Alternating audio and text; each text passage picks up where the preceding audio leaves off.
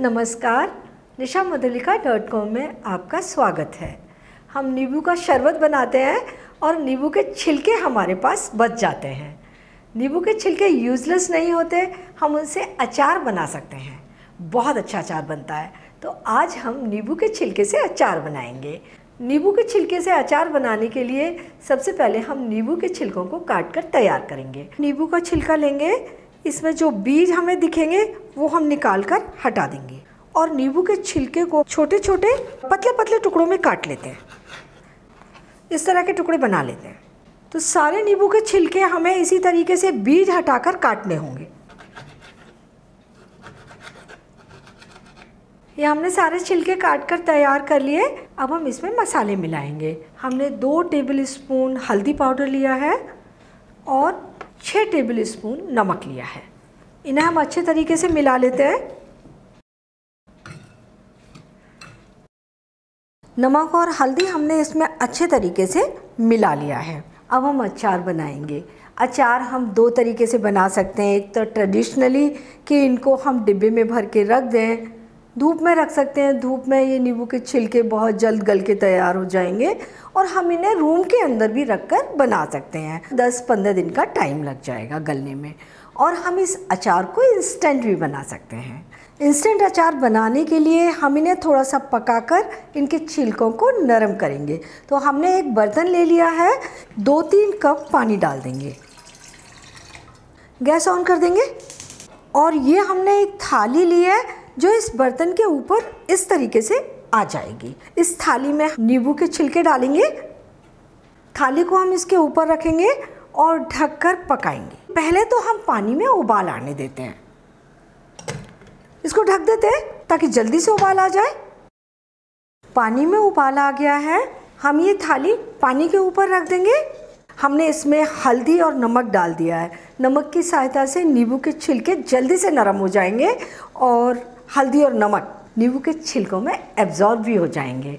तो अब हम इन्हें ढककर आधा घंटे पकने देते हैं। इसके बाद चेक करेंगे।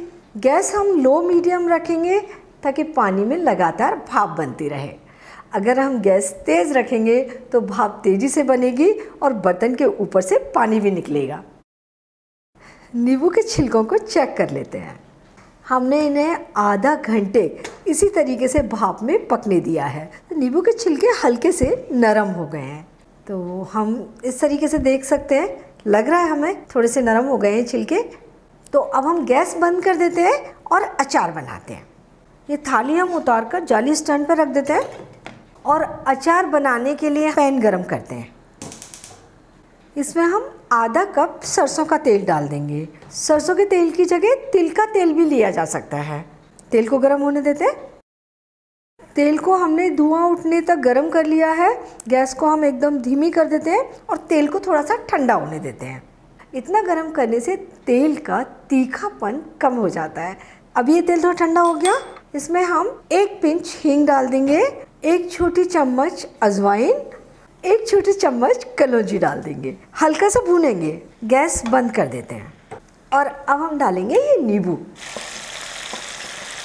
इन्हें अच्छे तरीके से मिला देंगे। ये मसाले भी हम इसमें मिला देंगे।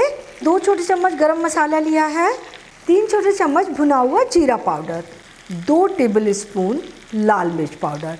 ये हमने देगी मिर्च का पाउडर लिया है। वो थोड़ी कम तीखी होती है लेकिन कलर उनसे अच्छा आता है और टेस्टी भी होती है। ये हमने 4 टेबल स्पून काला नमक लिया है। सादा नमक तो हम पहले ही डाल चुके हैं। अच्छे तरीके से मसालों को मिलाएंगे। हम इसे ढक देते हैं। नींबू का रस निकाल कर तैयार कर लेंगे। हमने ये 8 नींबू ले लिए हैं और नींबू के रस को इसी में मिला देंगे। हमारा अचार है बहुत ही जूसी और बहुत ही अच्छा बनकर तैयार होगा। तो ये हमारा नमकीन मसाला नींबू बनकर तैयार हो गया है। आधा हम नमकीन मसाला नींबू रहने देते हैं और आधा अचार हम मीठा बना लेते हैं। मैं अचार 2 भागों में बांट लेती हूँ। आधे अचार को हम मीठा बनाएंगे। इसके लिए हम 1 कप पाउडर चीनी डालेंगे और 1 टेबल स्पून सौंफ पाउडर डालेंगे। इन्हें अच्छे तरीके से मिला देंगे। हम अचार चीनी के साथ बना रहे हैं, आप इसे गुड़ के साथ भी बना सकते हैं। तो ये हमारा स्वीट अचार बन गया। नींबू के छिलकों से बने हुए दोनों तरह के अचार तैयार है, नींबू का मसाला अचार और नींबू का खट्टा मीठा अचार। ये अचार आप अभी खा सकते हैं, लेकिन एक हफ्ते बाद अचार का स्वाद बहुत अच्छा हो जाएगा, जब तक नींबू के छिलकों के अंदर सारे मसाले एब्जॉर्ब हो जाएंगे। अचार को पूरी तरह से ठंडा होने के बाद किसी भी कंटेनर में भरकर रख लें और यूज करें। जब भी आप अचार निकालें, सूखी चम्मच का यूज करें। अचार बहुत दिनों तक चलते हैं। तो आप ये अचार बनाइए, खाइए और अपने अनुभव nishamadhalika.com पर शेयर कीजिए।